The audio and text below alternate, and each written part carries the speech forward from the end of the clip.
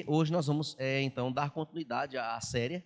E se há uma palavra, irmãos, que destacam ou que descreve com perfeição o século presente nosso, chama-se a palavra tolerância.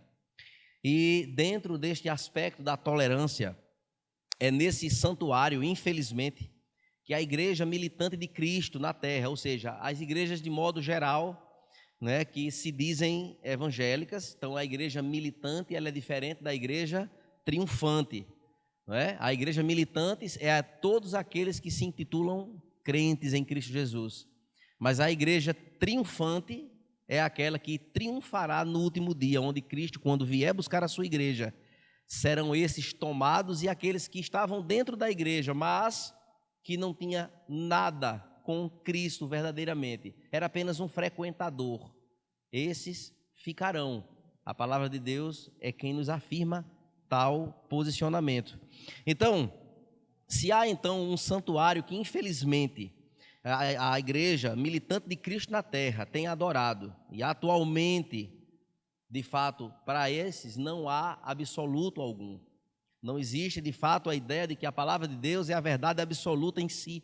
Aliás, o único absoluto que nós temos, claro que não estou generalizando, mas em que muitas igrejas, muitas cabeças, muitas pessoas entendem assim e têm sido levado a um entendimento de pode qualquer coisa. Qual o problema? O que é que tem? A perguntinha sempre é nesta direção. Então, de fato, não há absolutos. Aliás, o único absoluto que há é que não há absoluto. E tolera-se tudo excesso à intolerância, que de fato é errado. Segundo Webster, que é um dicionário, diz que tolerância é divergência admissível de um padrão. É simpatia por crenças ou práticas divergentes ou conflitantes entre si. O pesquisador George Gallup, ele fez uma pesquisa nos Estados Unidos e que 70% do povo americano já não creem mais que haja de fato absolutos. Não há absoluto. E a ideia é, o que é errado para mim pode ser certo para você. E isso, traduzindo em outras palavras, como por exemplo, se o homossexualismo é certo para você, está ótimo. Mas se não estiver certo para você, está ótimo também. Se você se sentir bem, faça-o. Mas as consequências do entendimento acerca desse tipo de concepção, de que não há absoluto nem posicionamento diante das Escrituras, e isso deve se materializar em nossas vidas, haverá consequências terríveis acerca disso na vida da igreja, na vida do crente. Existe então no mundo hoje uma crença a cada dia mais emergente de que essa verdade absoluta ela passa por esse crivo de futilidade ou de nebulosidade, e isso de fato, irmãos, tem sido algo muito forte na nossa cultura. Francis Schaeffer, que é um dos autores importantes do nosso tempo, né, ele descreveu com propriedade a mente moderna, dizendo que o homem moderno ele tem os pés firmados e plantados no ar, onde não há nenhum tipo de sustentação. Charles Selson, outro escritor importante do nosso tempo, ele disse que o nosso senso moral tem sido permanentemente neutralizado. Sofremos uma lobotomia moral. E o que é lobotomia? Lobotomia era um tipo de intervenção cirúrgica que neutralizava as vias do cérebro de alguém com grave sintoma de esquizofrenia. E ele utiliza esta palavra mais no âmbito moral, trazendo a ideia de que se perdeu o senso do que é limite, se perdeu o senso do que pode e do que não pode, o que é certo e o que é errado. Hoje os pais criam os filhos e essa palavra limite não existe. E a criança ela cresce entendendo isso, que não há limite algum, e torna-se um adulto lá na frente que cresceu entendendo que não tem limite para ela. E quem vai estabelecer os limites é a vida, da pior forma possível. Isso aí é um retrato da nossa sociedade, fruto de fato deste entendimento. Então a Bíblia, irmãos, penetrante espada de dois gumes está sendo substituída por um relativismo. Tudo é relativo. Tudo é relativo, nem tudo é errado. Qual o problema, meu irmão? Fica tranquilo, isso é besteira, isso é coisa do passado. E aí vai se construindo esse relativismo, por sinal, diabólico. E não nos enganemos, irmãos, como igreja do Senhor, nós estamos começando a sentir o nó do mundo nos apertar a garganta. Se nós não formos cuidadosos, nós seremos sufocados até a morte pelo senso público daquilo que se prega na sociedade. O apóstolo Paulo, em Romanos 12, verso 2, ele disse: e não vos conformeis com este mundo, mas transformai-vos pela renovação do vosso entendimento, para que experimenteis qual seja a boa, agradável e perfeita vontade de Deus. O nosso aperfeiçoamento mental, o nosso crescimento intelectual, o nosso entendimento e crescimento e aprofundamento de como ser, nós devemos então cultivar, é esse aqui. É que nós não nos conformemos com este século, com este mundo, mas que eu e você, como igreja de Cristo, procuremos renovar a nossa mente, o nosso entendimento em Cristo Jesus. Vejamos, portanto, a carta que Jesus escreveu à igreja de Tiatira. Então, expressando o seu relatório, o qual distante estavam da vontade de Deus. Abra sua Bíblia, então, para que possamos ler no Apocalipse capítulo 2 e os versos do 18 até o verso 19.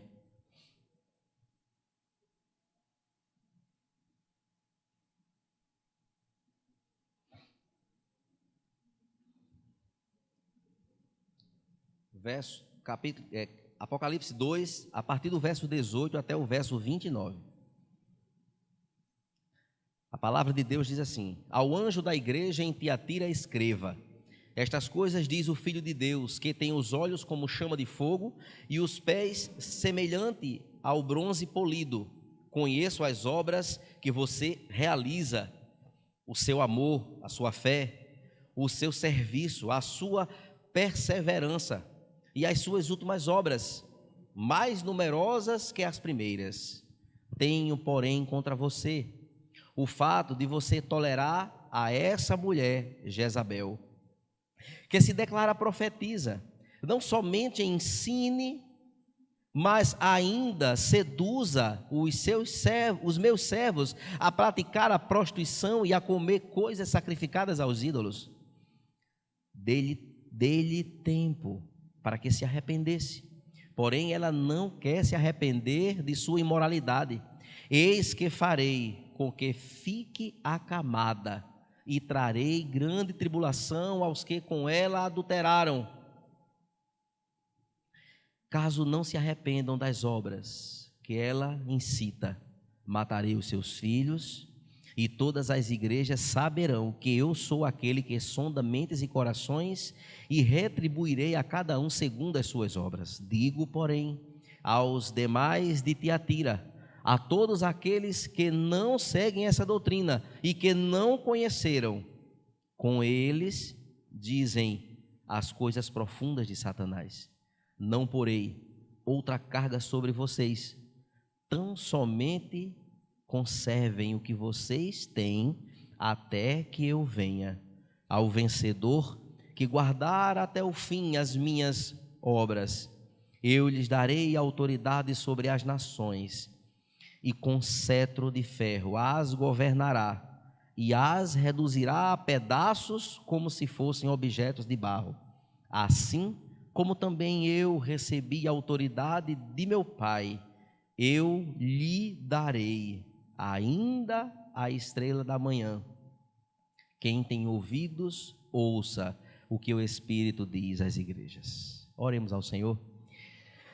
Pai santo e eterno Deus, sou grato a Ti, Senhor, por ter chegado até aqui.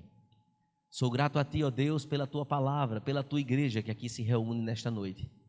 Pela Tua igreja, ó Deus, que veio até este lugar, a fim, ó Deus, de compartilhar, ó Deus, e de desfrutar da expressão de Tua graça em muitos momentos, inclusive no momento em que nós abrimos a Tua palavra, para poder dela nos alimentarmos espiritualmente, aprendermos e conhecermos um pouco mais acerca de Cristo e da graça bendita que Ele tem derramado em nós.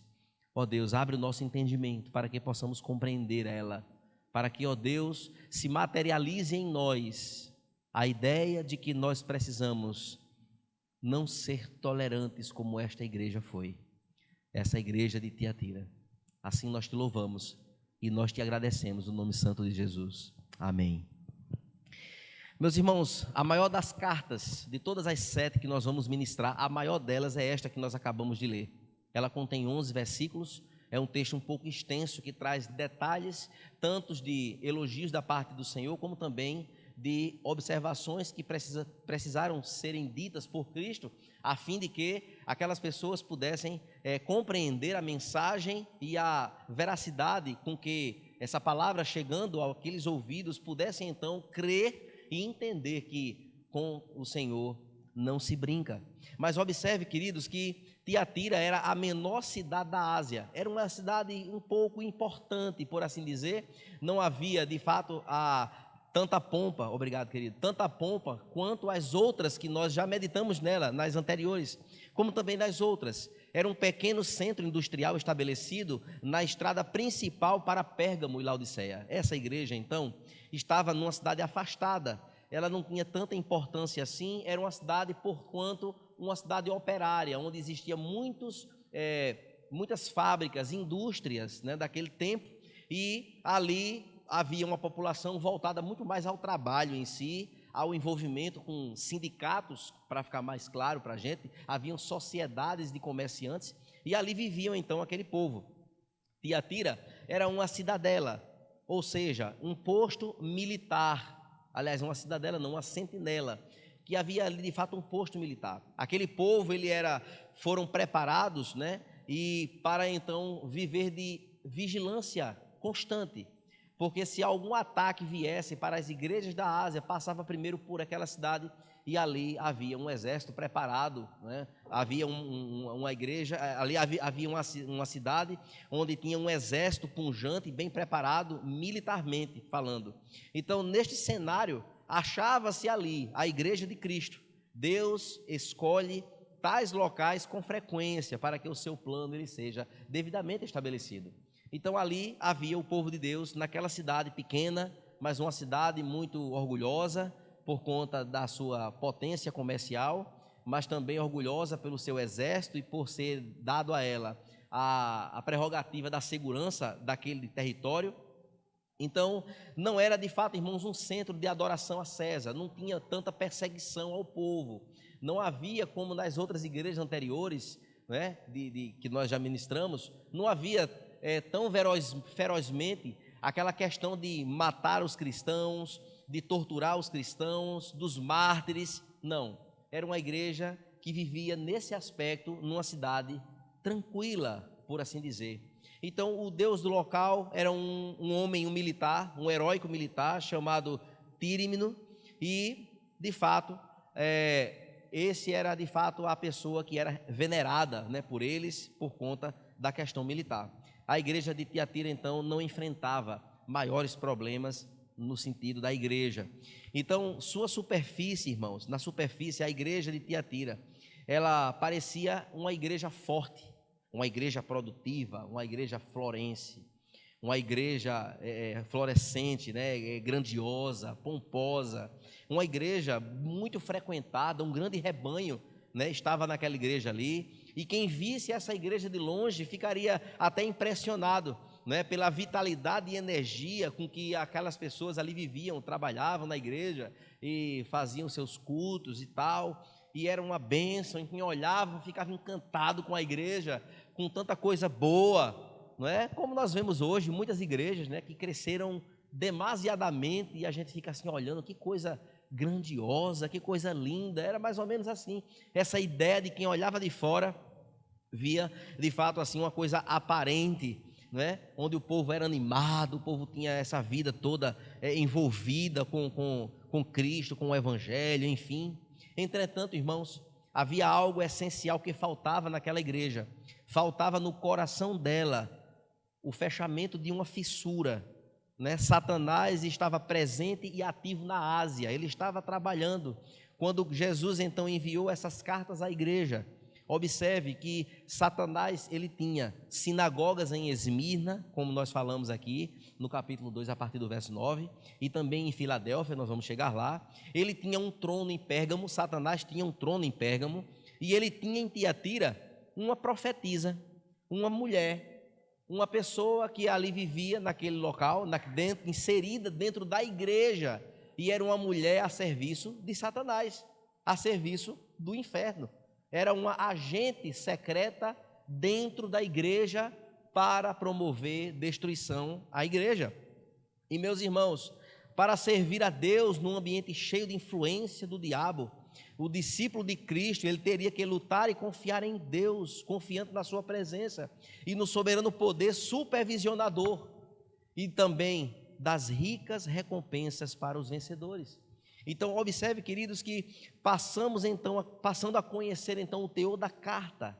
Vamos então para o verso 18, onde nós encontramos a apresentação de Cristo mais uma vez, só que agora com outro tom. Ele traz agora alguns detalhes diferentes, né? Como ele sempre tem feito nas suas cartas. E no verso 18 ele começa dizendo: ao anjo da igreja em Tiatira escreva. Ele está dizendo isso para João. E João aí escrevendo tudo o que ele está dizendo ali. Então, estas coisas diz o Filho de Deus, que tem os olhos como chama de fogo e os pés semelhante ao bronze polido. Não é? Olhando para este verso, a gente assim de cara não vê muita coisa, algo interessante, mas observe, queridos, como nas cartas anteriores, Jesus tem se apresentado de forma distinta. Em cada carta ele se apresenta de uma forma, se identificando como poderoso soberano e que atua em várias áreas e vê tudo e tem poder sobre todas as coisas. E aqui ele traz justamente surpreendentes detalhes quanto à sua pessoa. Observe que em Éfeso ele se apresenta como aquele que passeia no meio da igreja. Ele é aquele que está no meio da igreja, ele sabe, ele conhece todas as coisas. Em Esmirna, ele é o primeiro e o último, ele é o alfa, ele é o ômega, ele é aquele que do início ao fim é ele, da eternidade à eternidade é ele é de fato o eterno. Mas em Pérgamo, a terceira carta, ele é aquele que tem a espada afiada de 2 gumes, que nós falamos domingo passado.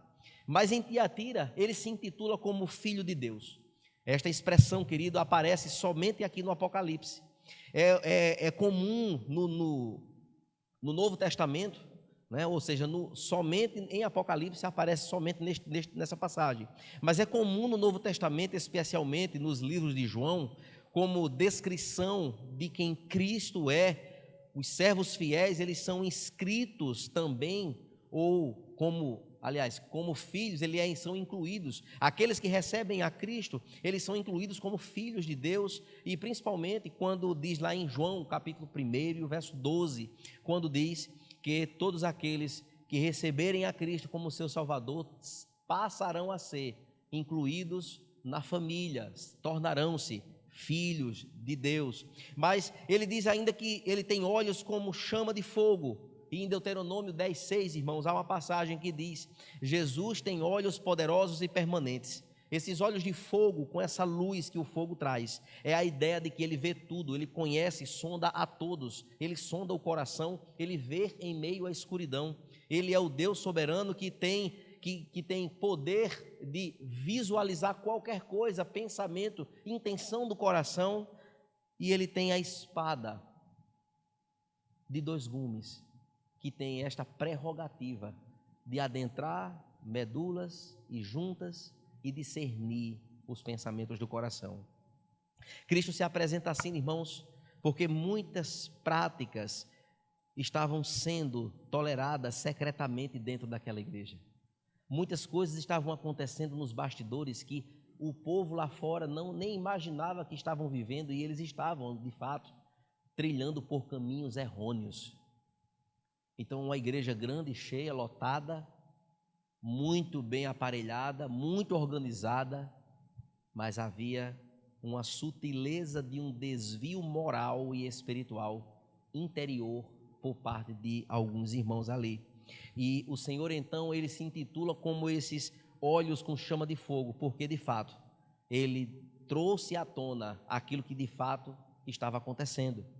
E os olhos do Senhor, irmãos, é quem esquadrinha corações e pensamentos. E no dia do juízo, ele vai julgar o segredo dos corações dos homens. E isso é algo extremamente importante para que eu e você saiba. Não adianta termos uma vida diferente lá fora.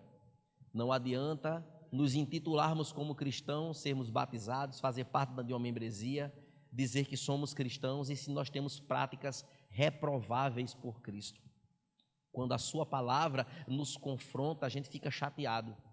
Porque quando mexe no pecado de estimação, que muitas vezes nós temos lá no cantinho guardadinho, que ninguém mexe, aí a gente é abalado nas estruturas, não é? Quando de fato pregações, textos vêm à tona que nos confronta. Mas isto, irmãos, é uma obra do Espírito Santo, em ainda, pela sua graça, alertar a sua igreja, alertar a mim, alertar a você, para que nós nos vejamos cada vez mais e nós sejamos intolerantes com posturas equivocadas e que não glorificam a Deus. Ou nós somos ou nós não somos. Ou eu sou, ou então deixe de dizer que é. E a palavra de Deus, ela não tem meio termo. Não dá para a gente negociar mais ou menos, não, mais ou menos eu chego lá. Não tem mais ou menos. Ou você é do time, ou você não é. E a gente vê isso nas obras, claro, não pelas obras, mas pela graça que nos salvou, nos leva a viver uma vida com obras que glorificam a Deus. Somos salvos para as boas obras, e essas boas obras não é somente dar feira e fazer caridade não, e dar dinheiro a quem precisa não. Essas obras é toda a postura de vida que eu tenho em minha vida íntima, de casamento, com os filhos, com a igreja, com a vida lá fora, com a sociedade e com Deus principalmente. Então eu não posso fugir desta realidade. Mas o texto do verso 18 diz que ele tem também pés de bronze polido. Ainda em Deuteronômio 10:6, diz que com pés flamejantes ele permanece firme, julga a igreja, aniquila, castiga e até esmaga todo o pecado. Seus vereditos não podem ser sobrepostos. Assim diz o texto lá em Deuteronômio, nos traz esse entendimento. Então, por que Jesus se revela aqui desta forma? Porque Tiatira levou-se então por um âmbito de tolerância ao pecado, onde havia coisas erradas acontecendo e estava tudo em panos quentes, tudo tranquilo, não tinha nenhum problema. Afinal de contas, o importante é que a igreja esteja lotada. Eu estou parafraseando aqui o entendimento do que eles viviam aqui nesse texto. Então, é com esta igreja em que Cristo, irmãos, mais reafirma sua autoridade. Não tolerará o casamento da sua noiva com o mundo. De fato, Jesus ele atribui a esta carta este tom. Em outras palavras, está dizendo: eu morri por vocês lá na cruz. Eu comprei a igreja com o valor do meu sangue e eu não vou permitir que a minha noiva, que eu hei de vir buscar, vai agora se casar com práticas do mundo. Eu não vou aceitar. E assim o Senhor se posiciona aqui. Se eu e você somos noiva do Cordeiro, esta verdade tem que bradar dentro do meu e do seu coração e entendermos que nós somos salvos pela graça dele, fazemos parte do corpo de Cristo aqui, nós somos noiva do Cordeiro, a qual naquele dia será resgatada pelo poder soberano de um Deus eterno que abrirá esses céus e descerá em glória e nos levará para eternamente estarmos com ele. Esta verdade e essa esperança precisa estar literalmente firmada, cravada dentro dos nossos corações. Ele, portanto, irmãos, é juiz, ele é cuidador, ele é amoroso, ele cuida, orienta, ele puxa a nossa orelha com a sua palavra, ele nos traz a uma consciência de que eu preciso me posicionar. E nós não somos meninos. O Senhor, quando eu era menino, a palavra de Deus diz, quando eu era menino, eu falava como menino, agia como menino. Hoje eu sou adulto. Hoje, adulto como sou, tenho um filho de 7 anos que eu preciso olhar para ele e ensinar a ele as verdades que a palavra de Deus atribui, para que ele seja crescido no caminho, para que ele cresça no caminho, entendendo a palavra, as prerrogativas do Deus que nos salvou, para que o meu legado seja deixado na vida dele.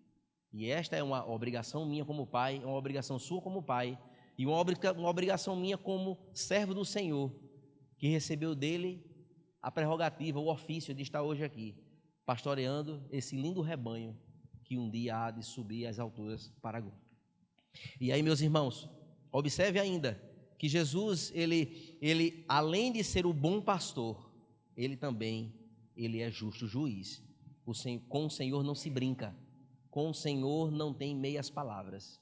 Ele nos tolera até um certo tempo. Deu muita chance, depois ele diz: agora já chega, agora eu vou tomar as providências.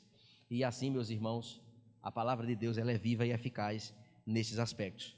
Observe então que no verso 19, o seu conhecimento ele é absoluto.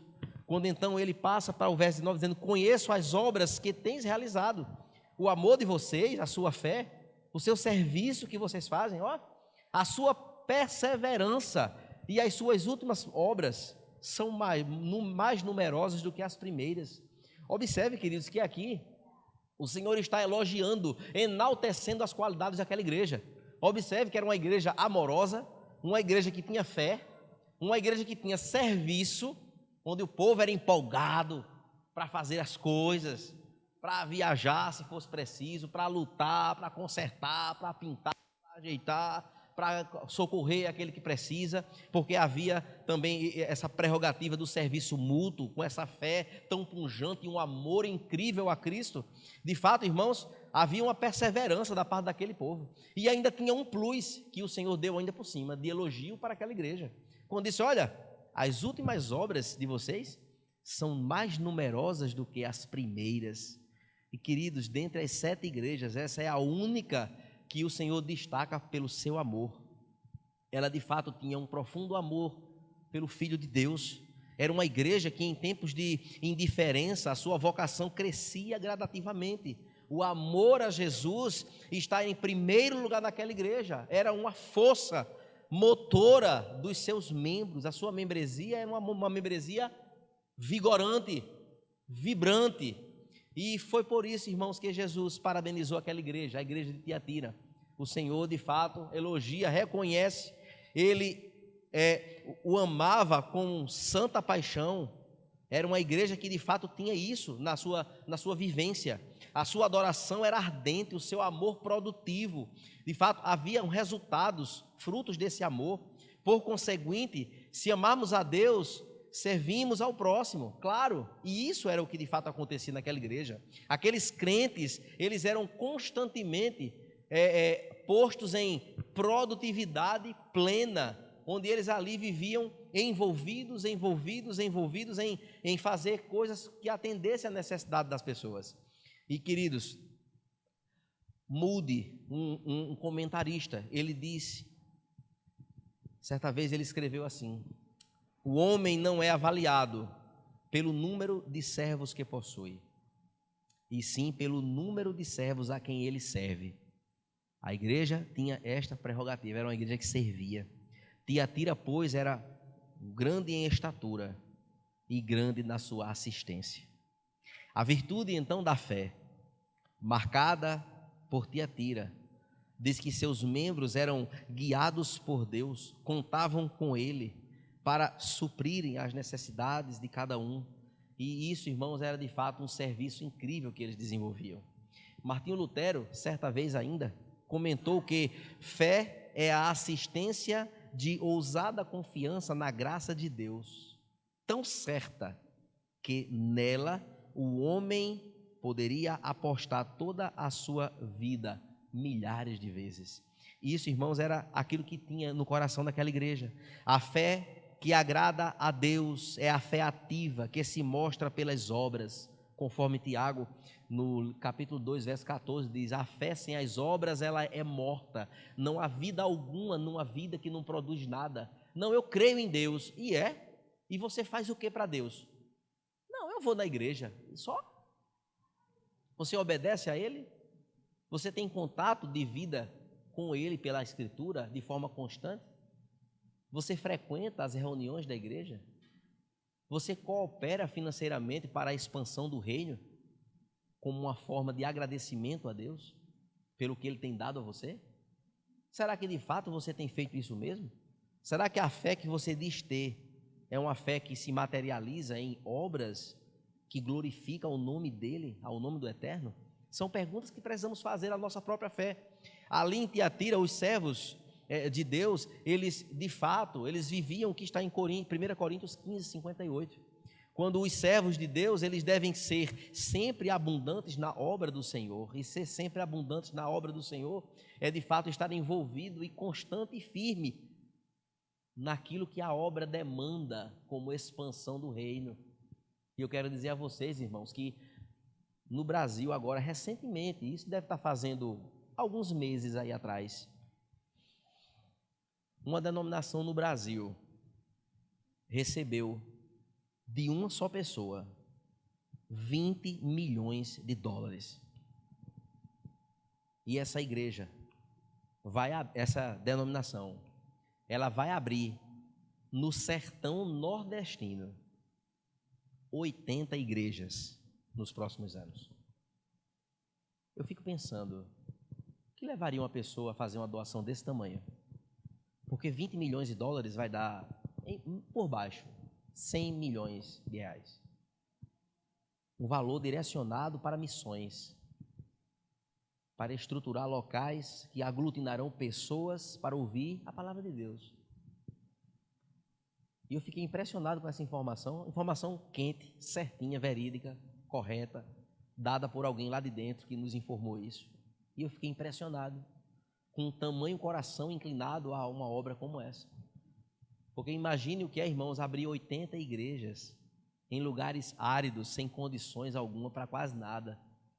Lugares que a gente visita nas nossas viagens missionárias e principalmente aqueles sítios que só tem o sol, a terra seca, aqueles pau em pé, uns bichinhos magros, e ali o povo ainda sobrevive com luta por água e por tantas coisas.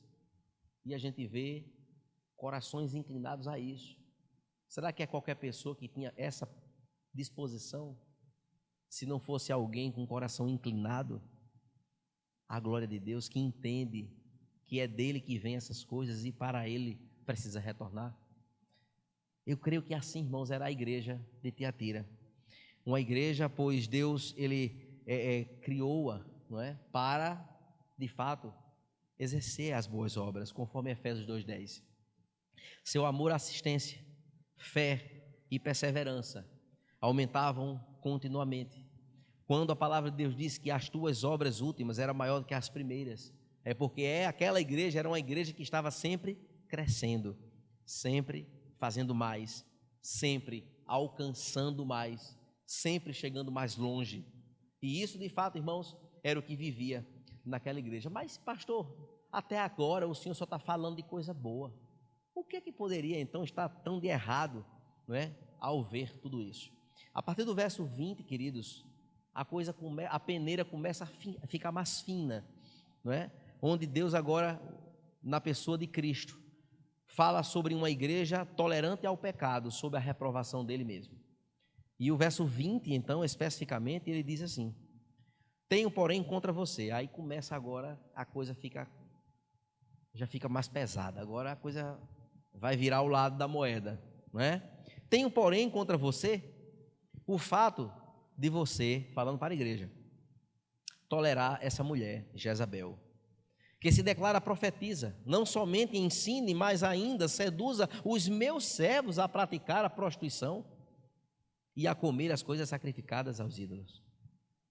Começa aqui então o relatório de Cristo, um relatório agora que começa a trazer à tona, o Senhor agora coloca na mesa de discussão, tira debaixo do tapete o que está lá guardado, puxa para cá aquele lixo, aquela poeira toda, aquela terra toda que a gente na pressa levanta o tapete e joga a poeirinha para debaixo, deixa lá, depois eu tiro. O Senhor vai lá, tira tudo. No meu imaginário ele arranca o tapete fora, igual aqui o que é que tem aqui, ó.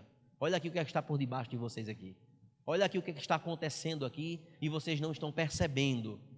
E meus irmãos, que palavra forte o Senhor Jesus ele traz como entendedor do que de fato estava acontecendo dentro daquela igreja. E ele diz que este de fato, irmãos, foi o aperto sufocante na garganta da igreja de Tiatira. Muitas vantagens você tem, minha filha. Eu creio, assim, parafraseando o que Jesus falava para a igreja. Você está muito bonita. Você está uma igreja grande, uma igreja que faz muita coisa. O seu amor é incrível, a sua fé, a sua perseverança, o seu serviço é de arrancar lágrimas, de coisa linda. Mas eu vou apertar a sua garganta aqui para você ver o que é que tem aqui. Eu começo a pensar, irmãos, como foi difícil ouvir da boca de Jesus tal relatório de que dizia que eles precisavam deixar de ser tolerantes numa sociedade que não tinha nenhum tipo de escrúpulo. E aí, meus irmãos, infelizmente, o mundo influenciava aquela congregação, mas a congregação não influenciava o mundo onde ela estava. E aqui fica uma pergunta para mim e para você. Nós somos cristãos. A gente tem mais influenciado ou temos mais sido influenciado pelo mundo onde nós estamos vivendo? Esta é a grande pergunta. Aqui nos leva àquela passagem que diz que eu e você somos sal e somos luz. Uma panela de comida no fogo, que você coloca o sal não salga, não serviu. Uma luz que não clareia. Que tipo de influência nós estamos provocando, estamos causando como igreja de Cristo no mundo? Tiatira já está aqui claro. O mundo a influenciava, mas ela não influenciava o mundo. Ela não dizia não ao pecado. Ela simplesmente deixava para lá. Besteira, qual o problema? Nada, isso é besteira, tem um pastor que é muito, muito chato. E assim vai levando. E o pecado passeando dentro da igreja. E aí, meus irmãos, preste atenção. Observe então que o que de fato Jesus ele traz neste conteúdo é que Jesus, nessa sua advertência a esta igreja, energicamente declara-lhe que não tolera o que ela tolera. Jesus diz: vocês estão tolerando Jezabel, eu não tolero ela de jeito nenhum. Vocês perderam a sensibilidade do que é certo e do que é errado. A perda da sã doutrina, irmãos, fez com que aquela igreja fosse uma presa fácil aos falsos ensinamentos trazidos por aquela mulher que havia na congregação, que Jesus a chama de Jezabel. Mas os comentaristas e eu entendi, fui convencido a isso, de que certamente o nome verdadeiro daquela mulher não seria Jezabel, mas ali era uma referência a quem foi Jezabel no Antigo Testamento, a mulher mais diabólica do Antigo Testamento, a mulher mais incrivelmente terrível, que fez coisas demoníacas acontecerem, que de fato era um poder de Satanás por trás do trono do marido dela. O marido dela era rei em Israel, Acabe era rei, mas casou com essa mulher, e essa mulher era quem estava por trás, impulsionando ele a fazer tudo quanto fosse de coisas erradas e ruins, coisas que desonravam a Deus. Ela tinha esse poder de ir por trás, faça isso, e ele ia e fazia, faça agora aquilo, e fazia. Mate os profetas de Deus, e matou. Persiga, destrua, Acabe é para matar, faça assim, faça assim, faça assim. E nós sabemos da história de Jezabel, o quão foi importante o profeta Elias, que chegou lá e desmoralizou de forma clássica toda aquela artimanha satânica. Deus foi tremendo na vida de Elias, em fazer o sol parar, aliás, em parar a chuva, 3 anos e meio sem cair uma gota d'água, depois ora chove, mas antes disso acontecer, faz toda aquela preparação daquele holocausto que foi ali montado, e ele diz: vamos para um desafio, os profetas de Baal aí, e eu, vamos lá? Aquela história que vocês já conhecem. O Deus que responder com fogo é o Deus verdadeiro. E os profetas de Baal começaram a rodear lá e chamando Alá, chamando Baal, Baal, Baal, não é? E nada acontecia. E Elias começa a tirar onda mesmo. Gritem mais alto. Quem sabe o Deus de vocês não deu a saidinha? Quem sabe ele não está dormindo? Gritem mais alto um pouco. E aí quando Elias monta o seu holocausto, manda ainda molhar com água, e aí clama a Deus e o fogo desce e consome tudo aquilo. E o povo viu que o nosso Deus é o Deus verdadeiro e desmoralizou aquela mulher de forma terrível. Elias mandou matar todos os profetas de Baal, todos. Depois orou e a chuva caiu para a glória de Deus. Mas, meus irmãos, essa era Jezabel. Esta, então, era uma mulher semelhante a Jezabel que vivia naquela igreja, que vivia ali em Tiatira. Ela era oponente, mas ela era também influente dentro da igreja. Ela era aquela pessoa que, quando ela falava, as pessoas davam atenção a ela. E as intenções do coração dela era somente de destruir a igreja, de destruir a liderança, de destruir as coisas que estavam sendo feitas. Era uma pessoa terrível, era uma mulher maquiavélica. E assim, meus irmãos, a palavra de Deus nos apresenta. Ela usava a sua influência, ainda se intitulava como profetisa, aquela que podia fazer profecias, desviando a muitos. E ela levava os incautos a se prostituírem e a comerem comidas sacrificadas em festas pagãs. Ela levava os crentes e dizia: não tem problema não. Qual o problema, gente? E nada. Deus é amor. Já ouviu alguém dizer assim? Deus é amor. Quem foi que disse que Deus vai castigar ninguém só porque você vai ali e fazer um negocinho ali que não tem nenhum problema? E muitos iam nesta orientação, sendo tolerantes ao que Deus não tolera. E, meus irmãos, isso nos alerta a muitas coisas, que nós precisamos filtrar tudo que se ensina, tudo que se diz e tudo que a gente às vezes assiste na internet. Tenha cuidado. Não é tudo que está na internet que é bom e vale a pena, não. Tem muita teologia troncha, muita coisa errada que leva um para o inferno. E eu não estou falando de neopentecostalismo, não. Eu estou falando de teologuitos que tem por aí, que com as suas filosofias tronchas ficam pregando coisas que não se sustentam nas escrituras. E muita gente batendo palma e entra na onda. E começa a chegar nas suas igrejas, trazendo esses ensinamentos e achando que o que sai daqui está errado. E o que está valendo é o que está na internet. Cuidado, irmãos. Igreja de Cristo. Vamos ser bereanos. Escuta o que está sendo dito. Vamos procurar aqui. Se sustentar, está valendo. Se não se sustentar, é de Satanás. Não vale. Tira fora. Joga no lixo. Não dá. Assim o Senhor nos alerta.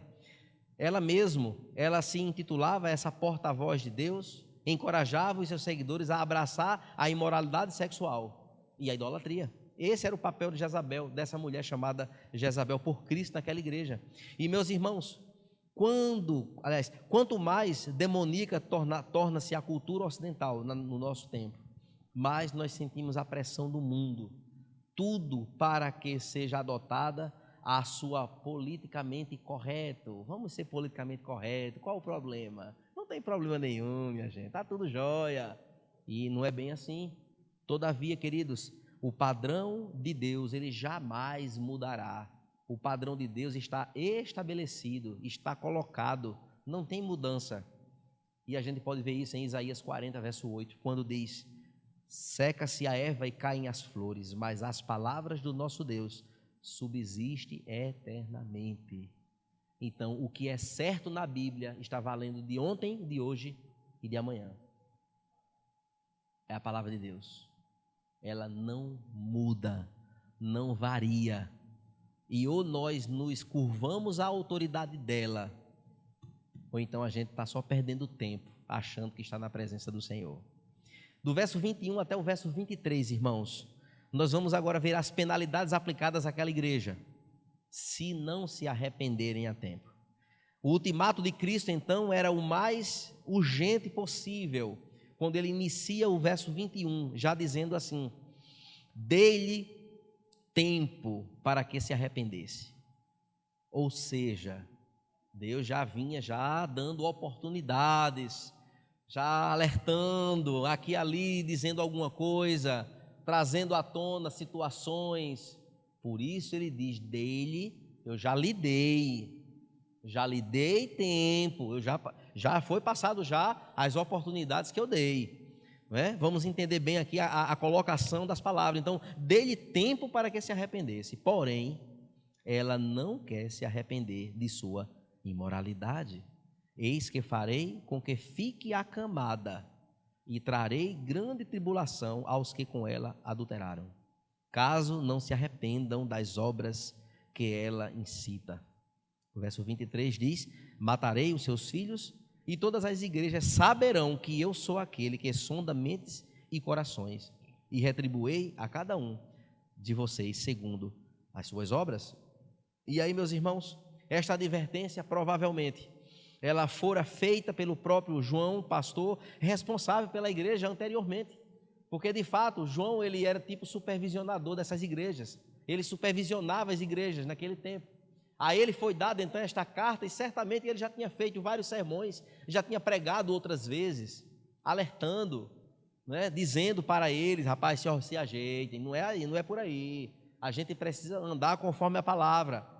Então nós entendemos pelo contexto que alguém já tinha alertado aquela igreja, não é, como responsável por ela. Ela contudo não quis se arrepender. Em outras palavras, quando se prega a alguém sobre um determinado erro e não existe respostas devolutivas quanto a uma mudança de vida, é porque a pessoa gosta do pecado, é porque existe prazer em viver o pecado que está sendo ensinado e que não tem nenhum tipo de resposta positiva. E meus irmãos, ele chama ao arrependimento, conforme na carta do domingo passado. Arrependa-se, esta é a palavra de ordem do nosso Senhor Jesus Cristo desde os evangelhos, quando ele pregava para as multidões e a mensagem era: arrependei-vos e crede no evangelho. Era só isso, era somente: se arrependa dos seus pecados. Senhor, eu me arrependo. Ah, você se arrepende? Se arrepende. Então você a partir de hoje é nova criatura. Você a partir de hoje, você agora faz parte da família. Você agora, recebendo-me como Salvador, você agora será recebido como filho, não mais como criatura. E aí por diante é um processo, não é, que na caminhada com Cristo nós chegaremos até aquele dia em que o Senhor vier nos buscar. Mas, meus irmãos, esse chamamento ao arrependimento, ele dá tempo, ele é tolerante, ele dá muito espaço para que o pecador se arrependa. Cada dia é um dia de graça, cada dia de graça é uma oportunidade para voltar-se para Deus, e isso, irmãos, é para mim aqui e é para você.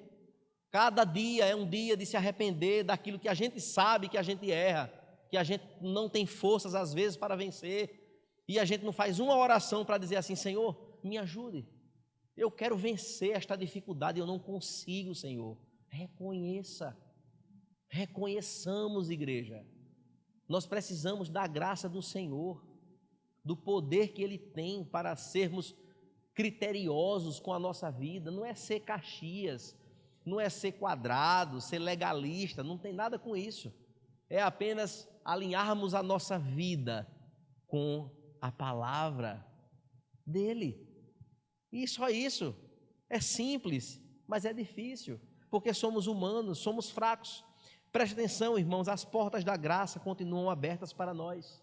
Os braços do Senhor estão estendidos para nós, como Ele disse em Jerusalém, com a igreja de Jerusalém, que Ele, certa vez, Ele falou em Mateus capítulo 23, verso 37, Jerusalém, Jerusalém, quantas vezes quis eu ajuntar vocês como os filhotinhos são acolhidos pela mãe, pela galinha.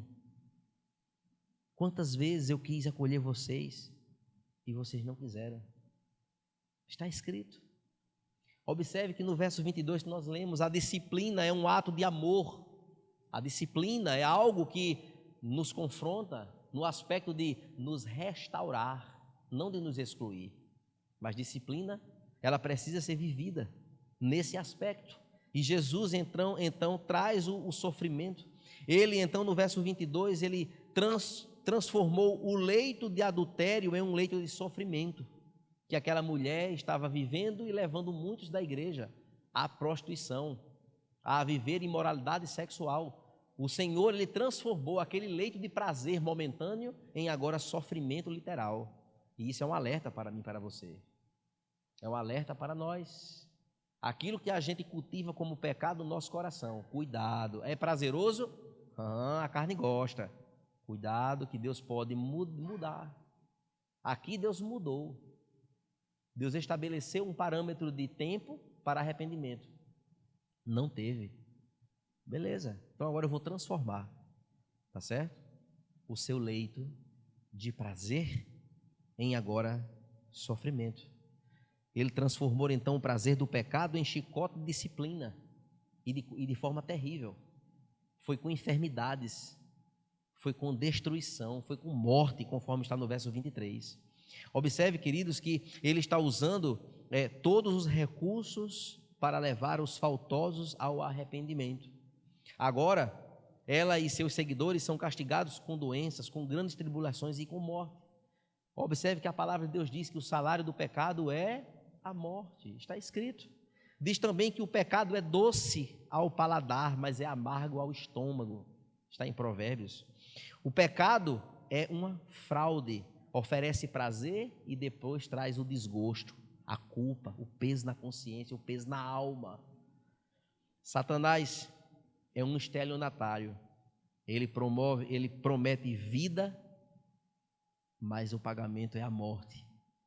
Observe, queridos, que nos versos 24 e 25,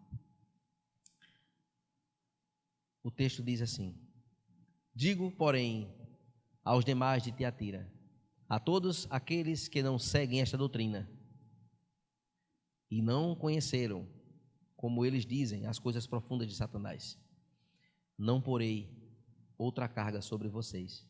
Verso 25, tão somente conservem o que vocês têm, até que eu venha. E aí, meus irmãos, uma palavra dirigida agora ao remanescente de Cristo. O que é o remanescente?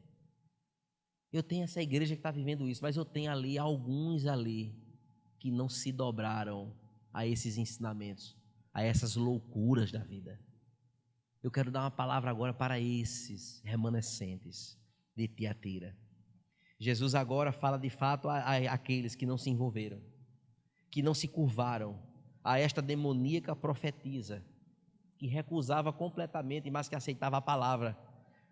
Nas igrejas comprometidas com o mundo, há sempre um remanescente fiel, há sempre aqueles em que não se dobraram às infidelidades do que estava sendo posto. Jesus, irmãos, aqui encoraja esse remanescente. Os discípulos fiéis, eles não aceitavam a doutrina dela, nem participavam do conhecimento das coisas ditas por Jesus, coisas profundas de Satanás. Eles se mantêm firmes na sã doutrina, agarrados com todas as forças na verdade. Cristo diz a esses que de fato eles são livres, pois o conselho de Deus é, em Romanos 12, verso 9, aborrecei o mal e apegai-vos ao bem. Este é o conselho de Cristo. Manter a pureza, irmãos, manter a pureza, manter a virgindade, manter a fidelidade, manter a integralidade e verdade no meio de uma influência negativa em Tiatira e sob pressão dos falsos ensinamentos de Jezabel, seria de fato algo difícil, algo complicado, algo muito doloroso, não é? Dizer não àquilo que a carne muitas vezes quer dizer sim. Mas Jesus contava com esses remanescentes. Jesus não exigia mais do que isso para eles, mais do que esse peso de se manter firme, que já era algo difícil, algo pesado, dizer não às tentações. Mas, meus irmãos, o Senhor diz: eu não vou exigir de vocês algo mais do que isso, pois Ele não permite que os seus servos sejam tentados além das suas próprias forças, conforme está em 1 Coríntios capítulo 10, verso 13. E o verso 25 então fecha dizendo, este bloco, que a provisão de Deus para nós é suficiente em uma vida plena até que Ele volte. até a volta dele. Precisamos então permanecer firmes e fiéis, irmãos, conservando esta herança, conservando o que a gente tem, conservando o que você conhece de Cristo, conservando o que eu e você já tem vivido da graça dele, entendendo que nós estamos onde estamos, é pela poderosa graça dele em nos conduzir no conselho da sua vontade. Se você já tem isso em sua vida, não perca isso, mantenha isso aceso, mantenha isso vivo, mantenha isso arraigado no seu coração e não negocie isso com nada que venham a lhe oferecer. Para concluir então, irmãos, nós encontramos nos versos 26 até o verso 29 a recompensa estabelecida a este remanescente da igreja de Tiatira. Quando então, no verso 26 ele diz, 26, ao vencedor que guardar até o fim as minhas obras, eu lhes darei autoridade sobre as nações, e com cetro de ferro as governarás e as reduzirá a pedaços, como se fossem objetos de barro. Assim como também eu recebi a autoridade de meu Pai, e eu lhe darei ainda a estrela da manhã. Quem tem ouvidos para ouvir, quem tem ouvidos, ouça o que o Espírito diz às igrejas. Nesta fase final, irmãos, nesta sentença final da carta de Tiatira, nós vemos então que o Senhor Jesus, ele conclui esta carta com a palavra de conforto e muito necessária. Uma carta de conforto, dizendo para aqueles irmãos remanescentes: permaneçam fiéis ao vencedor, viu? Ao vencedor que guardar as minhas obras, eu lhe darei autoridade sobre as nações. E queridos amados, o que de fato quer dizer isso? A recompensa àqueles que venceram a influência de Jezabel, perseverança é a marca dos santos, aqueles que se desviam de perecerem ou de se envolverem com o pecado para que a queda aconteça lá na frente, que de fato se mantém firme, aqueles que se desviam de fato como servos fiéis, que não se comportam como Judas, filho da perdição, ou aqueles que ainda não nasceram de novo, mas gostam da igreja, acha bacana a igreja, bonito, acha massa os hinos, os louvores, acha muito legal o ambiente. Eu conheci pessoas, mas não tem nenhum comprometimento verdadeiro com Cristo, não tem de fato uma vida com obras que glorificam, que demonstram frutos de arrependimento e uma vida transformada. A esses então Jesus promete dar autoridade sobre as nações, e nessa promessa ele cita o Salmo 2, versos 8 e 9, quando o salmo messiânico, dada a segunda vinda de Cristo para destruir os inimigos de Deus, ele de fato reinará, e ali ele está se colocando como a igreja vencedora. Ela de fato estará comigo, governando agora o mundo inteiro, as cidades, as nações. É de fato uma correlação importante, quando ele diz que a igreja estará com ele agora reinando. É de fato quando o Salmo 2, que diz: pede-me e darei as nações por herança. Ali de fato o Senhor aqui está dando detalhes do verso do Salmo 2. O Salmo 2, ele diz, resumido aqui, ele diz: olha, vocês irão governar. Ao vencedor, vocês, é como, em outras palavras, ao vencedor, vocês estarão comigo, governando sobre tudo. Vocês agora estarão juntamente comigo.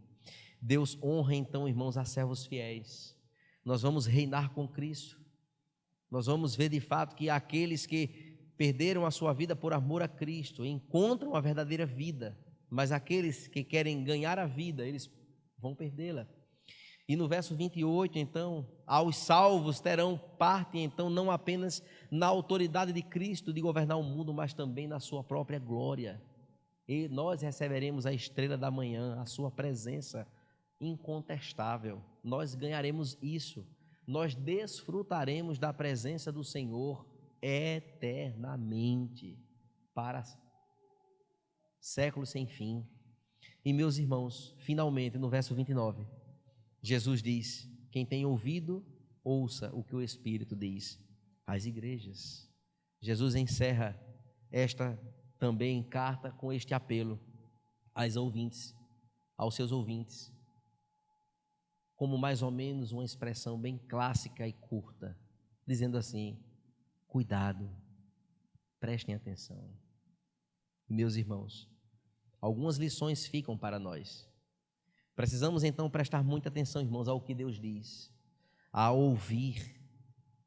Ouvir e não obedecer é não ouvir por completo o que o Espírito está dizendo nesta carta. Observe ainda que o Espírito então diz nesta carta coisas importantes, que nós não podemos tolerar o pecado na igreja ou em nossas próprias vidas. Esta carta diz na igreja e nos ensina que nós temos de lidar com ele de maneira severa, ele e o pecado. O que é pecado? Lidar com severidade, ok? Esta carta nos ensina também que nessa geração, Cristo, ele precisa visitar muitas igrejas, claro, eu não tenho nenhuma dúvida disso, porque igrejas se acham que pela sua vultuosidade e a sua grandiosidade está tudo beleza, está tudo certo, mas o que Deus olha é o que está dentro. O que o Senhor olha é se a palavra de Deus ela está sendo pregada e vivida, se de fato ela é o centro da igreja, se de fato ele é o centro da igreja, se de fato no culto ele é o adorado da noite. Essas coisas têm um peso incrível, um peso impressionante, que nada substitui. Pode estar linda como for, um coral riquíssimo, lindeza, coisas grandiosas, se não tiver o essencial, é mesmo que nada. Essa carta também nos ensina, irmãos, que os cultos ao Senhor precisam ser avivados. Se culto avivado, nem sempre é um culto barulhento. Não, nenhum problema contra glorificar, dar glória a Deus. Apesar de que ultimamente tem sido frio aqui o ambiente, né? Talvez os irmãos fiquem assim mais encolhidozinhos assim. Mas culto avivado, irmãos, é um culto onde os corações estão voltados para adorar verdadeiramente a Deus. Culto avivado é um culto espiritual, onde todos que estão presentes vêm conscientes do que vão fazer. Entregar a sua adoração ao Senhor. Este é o culto que realmente muda totalmente a característica da nossa vida por completo. Essa carta ainda nos ensina, irmãos, que nós não devemos ser iludidos. Há outras Jezabéis que possam surgir, infiltradas na igreja do Senhor para destruir, para plantar discórdia, para criar situações que constrangem as pessoas, que expõem o outro, que fala o que não deve, que faz justamente ao contrário do que a Bíblia ensina, que a gente deve ser prontos a ouvir e tardio no falar. Essa carta nos aponta essas coisas, que a gente de fato precisa entender que o ensinamento desta carta é que se Deus é absolutamente intolerante ao pecado, sejamos nós também. Se a igreja, irmãos, não for pura, nada nós teremos a dizer ao mundo. Se eu sou igual ao mundo, o que é que eu vou mudar o quê? Se as minhas posturas são iguaizinhas à do mundo, o que é que eu tenho para oferecer de diferente? Eu vou dizer o quê? Eu até me escondo, às vezes, de dizer que sou crente. Tenho, às vezes, vergonha, por assim dizer. Se eu não tenho nada para oferecer, eu vou oferecer o quê? Então, ou nós apresentamos uma distinção em tudo. Essa ideia de dizer Deus quer só o coração, isso é papo furado. Deus quer você por completo. Deus me quer por completo. Deus quer o nosso olho, o nosso olhar. Deus quer a nossa língua. Deus quer as nossas atitudes. Ele quer as nossas mãos para fazer o bem. Ele quer os nossos pés para que sejam firmados na rocha e tenham convicções firmes. Ele quer a nossa mente para que tudo que vier ao nosso pensamento que for coisa de errado seja repreendido. E que se há alguma coisa que preencha o vosso pensamento, que sejam tudo aquilo que é puro, bom, louvável, de boa fama. Ele quer isso. Ele quer também, irmãos, o meu guarda-roupas. Ele quer também. muito claramente. Ele quer, ele olha para tudo que a gente faz. E se eu sou alguém que preciso frutificar para o reino e para a glória dele, tudo está envolvido. Todas as minhas ações estão envolvidas. E eu preciso ser intolerante com aquilo que precisa ser intolerante. E eu posso ser tolerante com aquilo que seja tolerante, logicamente. É o que a palavra de Deus hoje traz para mim, para você, como mensagem, não é? E meus irmãos, nós não podemos fugir disso. Jesus vê tudo e faz a distinção absoluta entre servos de Satanás e servos fiéis ao Senhor. A carta de Tiatira existia esses dois grupos. Dentro da igreja, os filhos de Satanás estavam lá, influenciados por Jezabel. E tinha os filhos de Deus, que era o remanescente que ali existia. Então, meus amados, para os que insistem em servir ao diabo, ele promete tribulação e morte, conforme está escrito. Para os discípulos de Cristo, verdadeiros, ele promete o dia de sua presença e o privilégio de reinar com ele eternamente na glória. Amém? Que Deus abençoe as nossas vidas, que Deus nos encha de esperança e de alegria de viver para ele, que nós possamos de fato olhar para uma carta como essa e ver o quanto Deus ele é cuidadoso com as nossas vidas, que nos alerta o tempo todo, que nos faz refletir o tempo todo, que nos leva a entender as coisas, que nos faz olhar e dizer assim: Senhor, eu pensei que era dessa forma, mas o Senhor, eu estou entendendo, Senhor. Abre o nosso entendimento. Gente, isso é graça. Isto é graça, a expressão da graça dele, tanto o ajuntamento dos santos, como na individualidade e o ministrar da palavra dele. Não são aqui, irmãos, as minhas palavras. Aqui são as palavras do Senhor reveladas aqui no livro sagrado. E que nós saiamos daqui hoje, que nós possamos ir para casa nesse início de semana, convictos de que o Senhor está com a porta da graça aberta. O Senhor está com as mãos da graça estendidas, com as suas mãos. O Senhor está com seus braços estendidos de graça, dando-nos a oportunidade de, em vez de sermos influenciados pelo mundo, nós influenciarmos o mundo, porque maior é o que está em nós do que o que está no mundo. Amém? Fiquemos de pé e vamos orar ao Senhor.